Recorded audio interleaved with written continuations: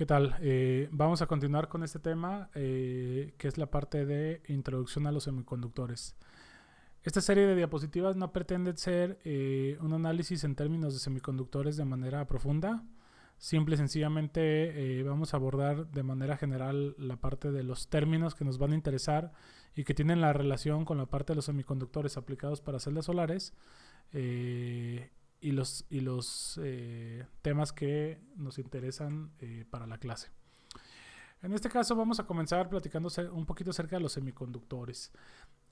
Los semiconductores creo que ya tendríamos que tener más o menos definido o entendida la definición. Recordemos que son estos materiales que no se comportan ni como conductor ni como aislante, ¿no? Se encuentran básicamente en la región intermedia. Aquí tenemos algunos que son, por ejemplo, los famosos silicio o germanio. O tenemos algunos compuestos que tenemos como, por ejemplo, el arsenuro de galio, ¿sí? Entre otros. Que de hecho son como los más comunes, ¿no? Y estos compuestos son los que nos van a dar como diferentes comportamientos, ¿no? Que vamos a ver más adelante. Aquí, bueno, este es un extracto de la... Es un extracto de la tabla periódica de los elementos. Y aquí podemos saber algunos que están marcados como los semiconductores. Ok. Bueno, la estructura del semiconductor normalmente es una estructura que se le conoce como estructura cristalina.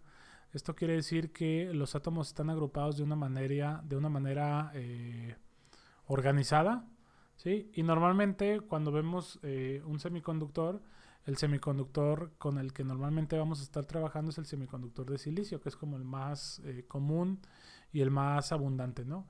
En este caso, el átomo de silicio tiene 4 electrones en la banda de valencia. Recordemos por ahí que se había mencionado en clases anteriores acerca del modelo atómico de Bohr, que es ese modelo atómico que tiene estas bandas, ¿sí? Y por ahí veíamos las bandas de conducción y las bandas de valencia. Estas estructuras atómicas, desde el punto de vista como del análisis eléctrico, electrónico, nos interesaban prácticamente estas últimas bandas, ¿no? La banda de valencia y la banda de conducción. Entonces, en la banda de valencia, que es prácticamente la última antes de la banda de conducción, tenemos en el conductor del semiconductor de silicio, tenemos 4 electrones, ¿sí? Y a su vez dice que son compartidos. Esto quiere decir que forman un enlace covalente. El enlace covalente básicamente es eso, ¿no? Aquí, por ejemplo, en esta imagen, los enlaces covalentes están representados por este tipo de pues de representación, ¿no? Gráfica, que en este caso, pues aquí podemos tener lo que viene siendo el electrón, ¿sí? Que a su vez comparte, bueno, ahí no, comparte con el átomo adyacente, ¿no? Normalmente cuando hablamos de las bandas vamos a decir que las bandas tienen una región, la cual en este caso particular, la región entre la banda de valencia y la banda de conducción se le va a conocer como la región de la banda prohibida o la región de la banda de energía prohibida. Y esta básicamente es una región la cual no puede ser digamos, accedida a través de una posición física del electrón que brinca de una banda de valencia a una banda de conducción, básicamente por las cuestiones físicas de la cuantificación de la energía, ¿no? En este caso tenemos por ahí 3 figuras. En este caso la figura 1 que hace referencia al conductor, en donde si observan tenemos las bandas de conducción y la banda de valencia que prácticamente se traslapan, ¿no? Esto quiere decir que los electrones que se encuentran en la banda de valencia en todo momento se encuentran disponibles para formar parte del proceso de conducción.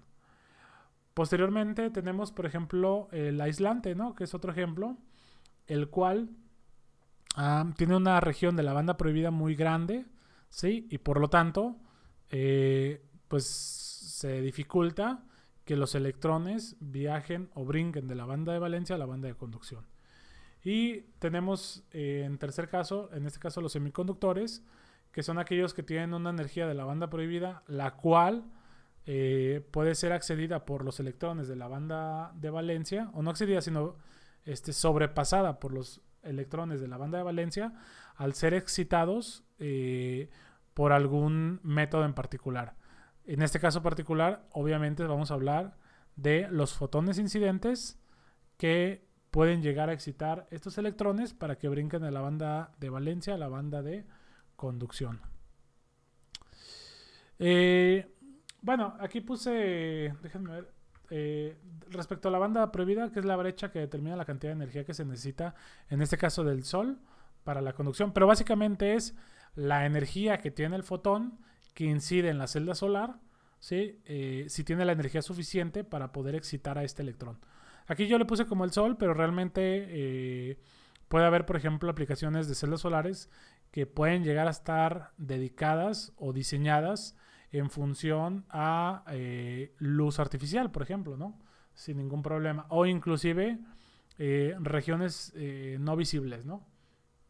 Entonces aquí nada más es como una generalización. Ok, posteriormente sabemos que los semiconductores tienen lo que se le conoce como los portadores de carga. En este caso normalmente vamos a tener dos tipos, ¿no? Que son los portadores intrínsecos y los portadores extrínsecos. En este caso los intrínsecos son los portadores que ya tiene, pues de manera intrínseca, valga la redundancia, el semiconductor, ¿sí? Normalmente estos portadores se dice que son pocos, por eso el semiconductor en su forma natural no se considera como un buen conductor. Entonces, estos portadores participan en la conducción, ¿no? La concentración de estos portadores depende principalmente de la temperatura y de la banda prohibida del material, ¿sí? Hay otros factores que dependen, pero por lo regular es la temperatura el que normalmente es el factor importante, ¿no? Y la concentración de los portadores en el silicio se encuentra definida por la siguiente expresión, ¿no? En donde tenemos un valor de 5 por 29 por 10 a la 19 multiplicado por la temperatura en Kelvin sobre 300 a la 2.54 por la exponente de menos 6726 sobre T.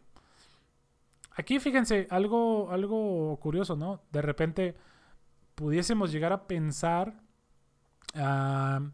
que la concentración de portadores intrínsecos es alta, ¿no? Porque realmente, pues aquí estamos teniendo un factor de por 10 a la menos 19, digo, por 10 a la 19, y aquí tenemos bueno, este es un exponencial, que realmente es un exponencial negativo, que recordemos que el exponencial negativo, pues cuando el valor es muy grande, pues tiende a ser, perdón, no tiende a ser infinito.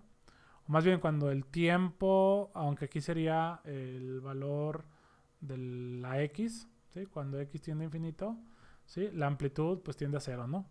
Entonces hasta cierto punto podríamos llegar a descartarlo. No, de hecho, perdón. Voy a repetir aquí. Podríamos llegar a pensar que es muy grande, pero más bien digamos como esta parte de la expresión, lo que va a hacer es de que lo va a reducir, ¿sí? Considerablemente, de hecho, ¿sí? Básicamente por el comportamiento de la misma. Ahora, cuando hablamos del dopaje, lo que queremos hacer es incrementar esta situación de la cantidad de los portadores de carga, ¿sí? Y lo que hacemos es de que añadimos, ¿sí? Dependiendo del tipo de material, porque vamos a ver que hay dos tipos de dopajes, ¿no? Añadimos ya sea electrones o huecos para tener un material que tiene mayor cantidad de electrones o mayor cantidad de huecos, los cuales los vamos a conocer como N y P respectivamente. Y normalmente los materiales, como aquí lo menciona, se van a dopar con los semiconductores del grupo 4, ¿sí? Cuando son tipo N, y con los semiconductores del grupo 5 cuando son tipo P, ¿sí? Sí, cuando son del grupo 4 se dopan con el grupo 5 y con el tipo con el grupo 3 cuando son tipo P, ¿sí? De hecho, si retomamos un poquito la tabla de aquí, sí, ahí está, ¿no? O sea, el grupo 4, podemos ver aquí, por ejemplo, que se encuentra el silicio y el germanio, que son los que normalmente tenemos, que conocemos. Y aquí, por ejemplo, se encuentra el galio o el indio, ¿sí? Y aquí está el arsénico, creo que es. ¿Sí? No recuerdo muy bien el nombre, pero básicamente si queremos una mayor cantidad de electrones o de huecos, vamos a irnos al grupo 3 o al grupo 4, ¿no? Ok, entonces, bueno, ahí tenemos en la figura, en este caso tenemos el excedente o el electrón, en este caso excedente o el extra.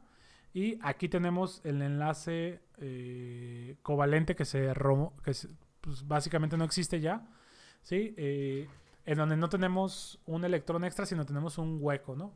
Y cabe señalar que recordemos que en este caso, cuando hablamos de los huecos, estamos hablando pues de la ausencia de un electrón, ¿no? Entonces, aquí a manera, creo que la imagen lo representa muy bien, lo que hace es que pierde el enlace, ¿sí? Y automáticamente se posiciona como un hueco, ¿no? El hueco decimos que tiene una carga positiva, pero realmente lo que tiene es que tiene una carga menos negativa, ¿no? O sea, entonces dado como un positivo, porque al final le estamos quitando un valor con una carga negativa, recordando que el electrón tiene una carga negativa, ¿sí? Normalmente, bueno, aquí tenemos una tabla que básicamente es el tipo N, tiene dopantes del grupo 5. Aquí, bueno, asumiendo que sean semiconductores del grupo 4, pero la realidad es de que siempre utilizamos, o el semiconductor base, pues siempre es el silicio, ¿sí? Entonces, el grupo, en este caso el grupo 4 va a tener dopantes del grupo 5, ¿sí? Lo que lo va a hacer más negativo, ¿sí? Esto quiere decir que va a tener una cantidad más de electrones y vamos a tener, bueno, aquí lo menciono, ¿no? Exceso de electrones y los portadores mayoritarios, que son los portadores que contribuyen a la conducción, van a ser electrones y los portadores minoritarios, pues al inverso, ¿no? En este caso agujeros o huecos, ¿no? Ahí la tabla de donde la saqué, pues decía agujeros, ¿no? Para el tipo P, pues tenemos del grupo 3 como dopante. Tenemos huecos como los enlaces. O bueno, en los enlaces tendríamos la ausencia de un electrón. Ahí sí es correcto. Los portadores mayoritarios ahí sí serían huecos. Y luego electrones en los portadores minoritarios.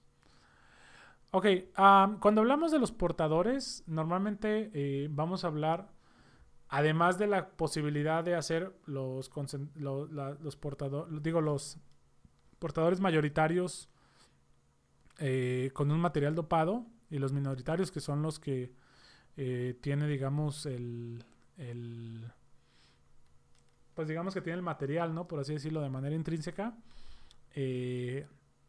Que son de hecho los complementarios a los mayoritarios, ¿no?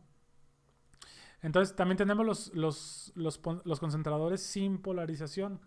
Entonces, estos los vamos a conocer como la concentración de portadores en equilibrio, porque el sistema todavía no ha sido polarizado. Entonces, en este caso, por ejemplo, tenemos que son los portadores sin polarización. Es la suma de los intrínsecos más los añadidos por dopaje. ¿Ok? Aquí, por ejemplo, podemos calcular para el material tipo P y para el material tipo N en función de un parámetro que es la concentración de portadores intrínsecos, ¿sí? Que este parámetro ya lo habíamos calculado o ya lo habíamos mencionado y dividido sobre la concentración de átomos para donantes y para aceptores en el caso de el material tipo P, ¿sí? Y el material tipo N, ¿ok? Entonces, básicamente ahí lo que observamos es pues prácticamente una relación, ¿no? O sea, una relación de los portadores intrínsecos al cuadrado sobre la cantidad de átomos donantes o aceptores, ¿sí?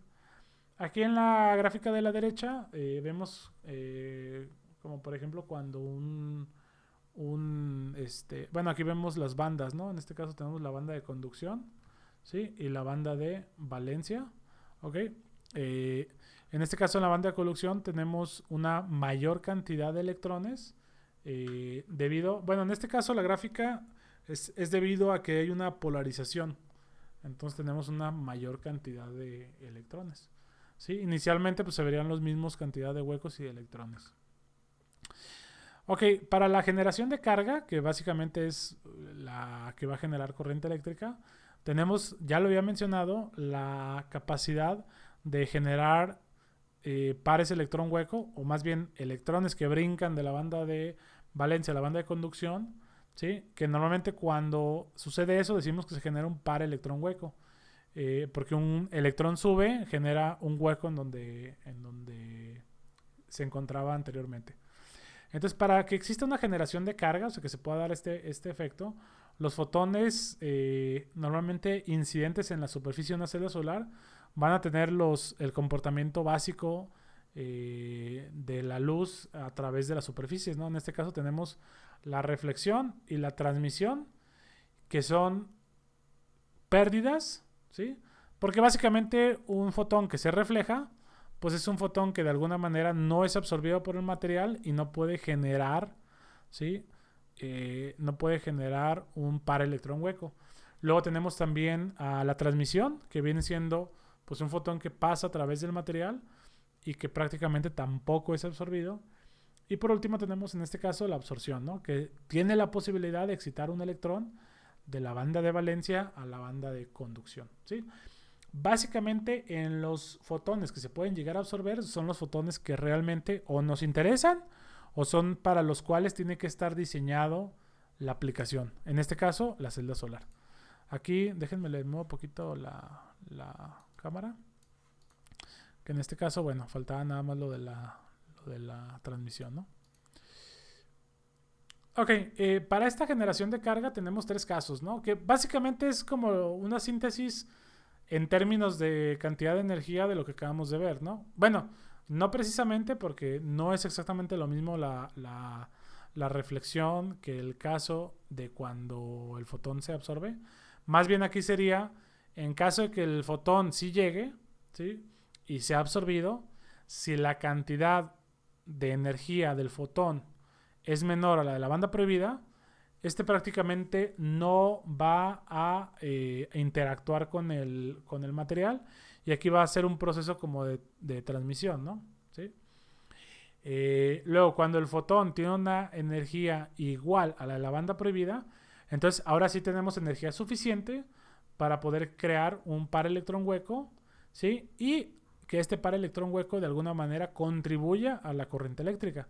Porque también vamos a ver más adelante que tenemos otros efectos, que es cuando generamos un par electrón hueco, este electrón que se encuentra en la banda de conducción puede caer sin haber pasado a través de la carga, ¿no? O sea, puede haber un proceso de difusión que no contribuya realmente a la corriente eléctrica, pero digamos que puede contribuir, ¿no? Y cuando la energía del fotón es mucho mayor o mayor a la energía de la banda prohibida, normalmente la energía extra se puede desperdiciar, sí puede llegar a generar la parte de la conducción, pero normalmente vamos a tener disipación térmica, ¿sí? O sea, la energía excedente se puede llegar a convertir, o no se puede llegar, sino que se llega a convertir en energía disipada térmicamente. ¿Ok? Ahora, también tenemos otro parámetro que es el coeficiente de absorción. Vamos a suponer, ya mencionamos que existe una cantidad de fotones que llegan al semiconductor y que de alguna manera una cantidad determinada son absorbidos por el semiconductor, pero también tenemos que ver el coeficiente de absorción. ¿Qué es el coeficiente de absorción? Tiene que ver con la profundidad que penetra algún fotón de una determinada longitud de onda antes de ser absorbido, ¿sí? Esto es importante porque de alguna manera esto nos puede determinar, por ejemplo, las dimensiones o los anchos de los materiales semiconductores con los que está fabricada una celda solar, ¿sí? Aquí como dato, el parámetro de coeficiente de absorción, a pesar de que yo menciono como en términos de profundidad, realmente es un parámetro que tiene que ver con, pues como su nombre lo dice, ¿no? Absorción, ¿no? O sea, no es una medida de longitud, de hecho es el inverso, ¿sí? Está medida en centímetros a la -1. Este lo podemos determinar como alfa es igual a 4pi por k sobre lambda, ¿sí? En este caso, lambda longitud de onda, k es el coeficiente de extinción, que básicamente es un parámetro específico para cada material semiconductor. Y de hecho aquí vemos algunas gráficas en donde vemos en primer lugar o en primeros lugares algunos de los semiconductores más comunes, ¿no? Como de color rojo, el más común, que sería el silicio, y de color verde, el germanio, en el segundo caso.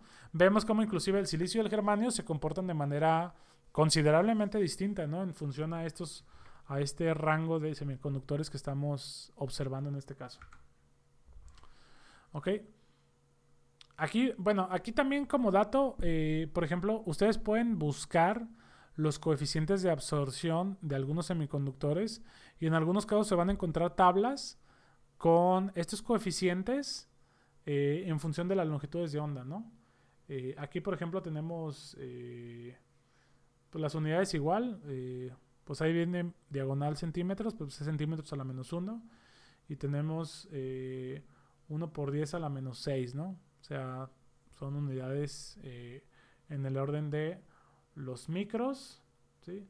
Y baja hasta, de los megas, que son los millones, y baja hasta pues hasta los micros, ¿no? Un poquito, decenas y centenas de nanos, en este caso con -7 y -8, ¿sí? O sea, es un rango bastante amplio, ¿sí? Obviamente aquí pues va a depender de la región y de la longitud de onda. Si se fijan, creo que en términos de la luz visible el cambio no es tan drástico como en esta región, ¿no? O sea, si separamos por ejemplo aquí la gráfica, vemos como yo creo que a partir de aquí, en esta región, la pendiente se mantiene más o menos recta, ¿no? ¿Sí? Y aquí se mantiene también más o menos recta, pero la pendiente se incrementa. Bueno, tenemos el parámetro de la profundidad de absorción, que ahora sí sería en términos de centímetros, porque pues básicamente está definido como la inversa del coeficiente de absorción. Y básicamente describe qué tan profundo penetra la luz en un semiconductor, ¿sí? Pues es lo mismo, ¿no? Básicamente aquí tenemos una figura en donde vemos como, por ejemplo, en este caso los fotones de color azul, que son de mayor energía, ¿sí? No llegan, ¿sí? No llegan a una profundidad mayor, ¿no? Y vemos como los rojos son absorbidos en profundidades mayores que el azul. El coeficiente de absorción pues es el inverso, ¿no? Entonces aquí creo que pues la gráfica va muy de la mano con esta que acabamos de ver, ¿sí? Y tiene los mismos parámetros, ¿no? La región que más o menos es lineal para esta región de la parte visible, que creo que sería la parte relevante, ¿no? Para la clase. Ok, posteriormente tenemos la tasa de generación, que es el número de electrones generados en cada punto del dispositivo debido a la absorción de fotones. Este parámetro pues es bastante importante porque es cuántos electrones se excitan, ¿sí? En función a la absorción de los fotones, ¿sí? Obviamente buscamos tasas de absorción lo más parecido a la unidad, ¿sí? O sea, en términos de un coeficiente. Y tenemos aquí la expresión, ¿no? En donde tenemos la intensidad de la luz, ¿sí? Es igual a la intensidad de la luz en la superficie multiplicada por el exponente del coeficiente de absorción por la distancia del material, ¿sí? Aquí recordemos que en este caso tenemos una función exponencial negativa. Entonces lo que tendríamos sería que a mayor distancia lo que tendríamos sería una tasa de generación menor, ¿sí? Cabe señalar que el coeficiente de absorción pues es un parámetro que depende de la longitud de onda. Entonces aquí habría que evaluarlo para diferentes longitudes de onda, ¿sí? Y tendríamos pues un sistema matricial, ¿no? En donde tendríamos una matriz de datos, ¿sí? Que corresponderían a este tipo de expresión, pero ahora en función de longitud de onda y de distancia o de profundidad. Si aplicamos una diferencial para volumen de la expresión que vemos a continuación, tenemos una expresión que básicamente nos queda el alfa multiplicado, ¿sí? Y ahora nos aparece un nuevo factor que es el flujo de fotones en la superficie. Recordemos que el flujo tiene que ver con una cantidad numérica, en este caso número de fotones. Aquí de hecho sería número de fotones, ¿sí? Por unidad de área, ¿sí? Aquí que podría ser metros cuadrados por segundos, ¿no? Es que la definición de flujo, ¿no? Entonces, en este caso, la tasa de generación en términos de este parámetro es una manera más común de representarlo, ¿no? Aquí vemos un claro ejemplo y lo que les comentaba, ¿no? Aquí, bueno, ya me pasé.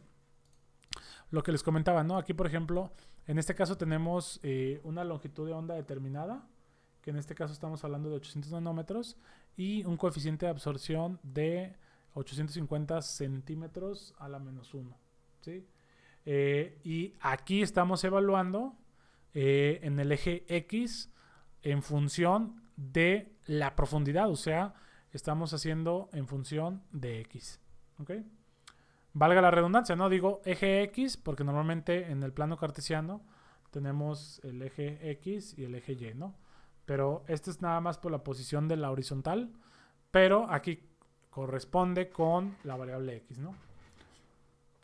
Aquí lo que podríamos llegar a hacer sería evaluarlo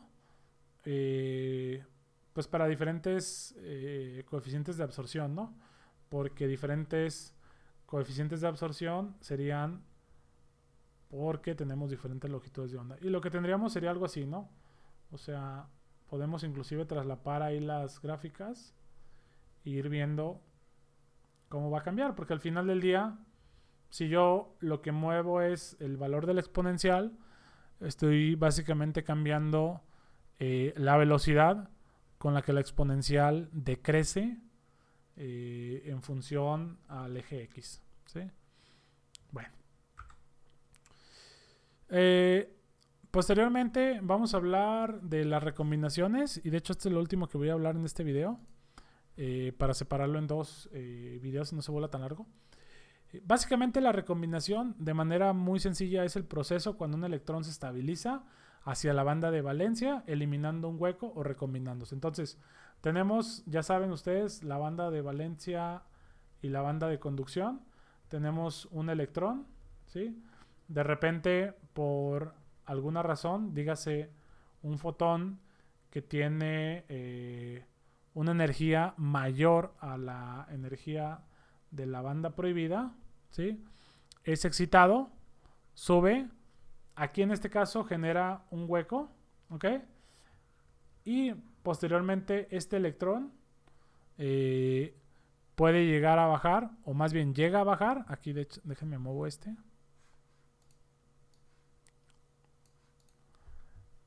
Llega a bajar y se vuelve a recombinar con otro hueco, ¿no? O sea, puede ser, no puede ser, no es el mismo, ¿no? Estadísticamente hablando no sería el mismo. Y se recombina, ¿no? Entonces en este caso hagan de cuenta que se rellena, ¿sí? Este proceso se le conoce como recombinación, ¿sí? Entonces, básicamente existen tres tipos de recombinación.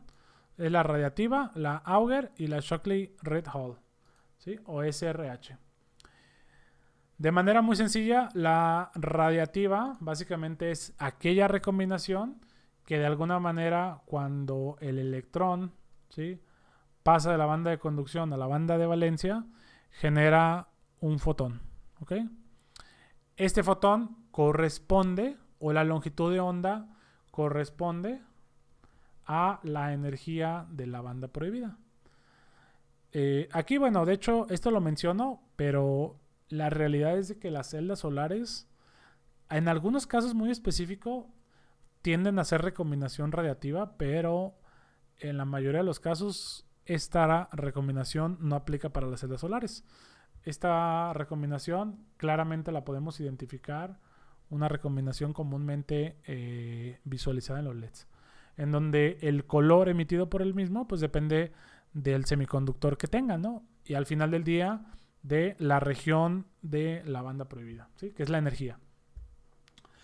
Luego tenemos aquí la recombinación Shockley-Ritz-Hall, que básicamente es que el electrón, ¿sí?, baja a una región intermedia, puede o no puede generar un fotón, así como puede ser por fotón o por térmico el proceso de liberación, en ambos casos, ¿no?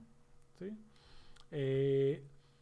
Aquí lo curioso, lo que les puede parecer curioso es cómo es que de alguna manera podemos entrar en una región intermedia de la banda prohibida. Y esto tiene que ver con una situación de que los semiconductores tienen impurezas, ¿sí? Y que estas impurezas hasta cierto punto modifican, ¿sí?, algunas regiones de la banda prohibida. Entonces, hagan de cuenta que hay como burbujas en donde existen niveles de energía intermedios en función a dichas impurezas, en los cuales estos electrones se pueden llegar a mantener durante un periodo determinado de tiempo, ¿sí? Y de ahí se da este tipo de recombinación, ¿ok? Normalmente en una celda solar pues estaríamos hablando más de disipaciones térmicas, ¿no? Y por último tenemos la recombinación Auger, que es una recombinación que cuando el electrón, ¿sí?, decae a la banda de valencia, ¿sí?, esta liberación de energía no es en función de una energía previamente mencionada, sino de que le dona la energía a otro electrón que se encuentra en la banda de conducción y brinca, ¿sí?, a un nivel de energía más alto, que a su vez de hecho va bajando, ¿sí?, va bajando, y toda esta energía se disipa desde el punto de vista térmico, ¿ok? Esta recombinación se le conoce como recombinación Auger. En las celdas solares, Solar Cell, normalmente vamos a encontrar principalmente estos dos tipos de recombinaciones. Bueno, aquí básicamente las tenía definidas, ¿no? Que es la radiativa, el fotón liberado tiene una energía similar a la banda prohibida. La Shockley-Ritz-Hall es un electrón hueco atrapado en una región prohibida de energía debido a impurezas, se recombina con su contraparte. Y el Auger libera energía que excita a otra partícula o electrón, y este a su vez libera energía térmica, ¿sí? Bueno, de hecho quiero llegar hasta aquí, hasta tiempo de vida. El tiempo de vida de un semiconductor depende de la tasa de recombinación. En este caso, esta tasa de recombinación es dependiente de la concentración de portadores minoritarios. En este caso, tau, ¿sí?, lo podemos determinar como delta n, que es el tiempo, el exceso, perdón, de portadores minoritarios, y r es la tasa de recombinación. El tiempo de vida expresado en función de los procesos de recombinación tendríamos que es la suma de los tres, en este caso de la banda, del Auger y del, bueno, el primero era el de radiativa, ¿sí? Y el de Shockley-Ritz-Hall, ¿ok? Aquí me regresé, sí. Bueno, de hecho, más o menos dejo en esta última parte para explicar más a detalle la parte del tiempo de vida, porque creo que ya se extendió un poco el video. Y lo dejo hasta aquí. En el siguiente video vamos a continuar con la segunda parte de la introducción a los semiconductores, con las terminologías que nos interesan para el análisis de las celdas solares. Entonces, dejo hasta aquí este video. Si tienen alguna duda, me lo dejan en los comentarios.